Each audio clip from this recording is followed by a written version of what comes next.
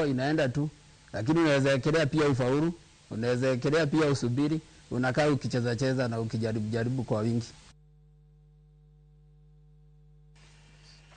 Anyola rawere adek mano itongi mage masira mar nam bang'ie mane gipiem gode kwang' ni mokodgi koro yuago ratich nyithindgi. Gikoni singo mano chiwnegi ni biro sirgi go bang' tieko nyasi mar iko nyithindgi pok ochopo e wang'e. Ka bende gikoni jota nyasi no mar piem no bende sani olal Meru. Joja oko nigi ler mathoth kok Mombasa.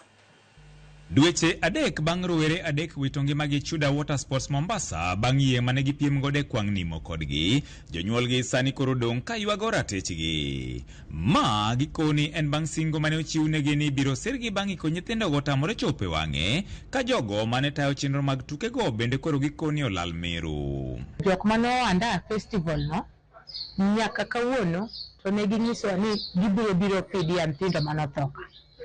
Nyaka kawuono pok owinjo duondgi. Tuliambia twende tusikiri watoto, tukirudi watu wa barini wanataka kuongea na sisi, lakini sijai waona na sijai sikia ati tumeitwa. Sijaona hata yoyote angalau akanitembelea hata akasema ati mama Tomili pole. Mjoma wanyonge maisha wanipiny wakia sheria wakia gimora mora. Akwayo ni mondo gimak badwa. Giywak ni fuok ma nyithindgigo ne oweyogi godo sani koro duong' ka geno margi mar yudo ratechgi bende gineno ka dok chien ni mar onge ng'ama loso e wachno bang' kane giseiko. Nathina no ne dhi mjengo kakelo pesa konyogo min-gi. Sani nathi onge makonya kendo. Nathi otho aseiko, jok mane otimo tho bende onge to kaneno nyaka sani. Akwayo mondo mi konywa mondo wachno oter mbele mondo jogo mondo jitokeza. Ne gichiwo siling 40,000 mar jeneza. Gima ne gichiwo. To pok nwaneno gi giwang'wa kata ni gibiro wacho ni pole. Gwaga mos pok waneno gi nyaka kawuono. Chal ka gima wachi ni gidwa ni mondo wachni urum gi kanyo. Haikuwa mazuri. Kila nikifikiria ile bahari naona tu mtoto wangu aliteseka ndipo akufe. Nikifikiria tu venye alikuwa amekunja mikono yake, nasema mtoto wangu alitafuta usaidizi akakosa.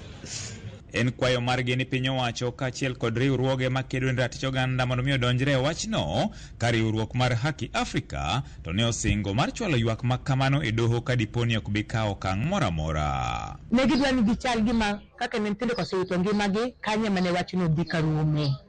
To akwayo serikal mondo mi omed biro wachni ndi gi jok mane oanda festival, Ocean Festival man nyithindo ne notho.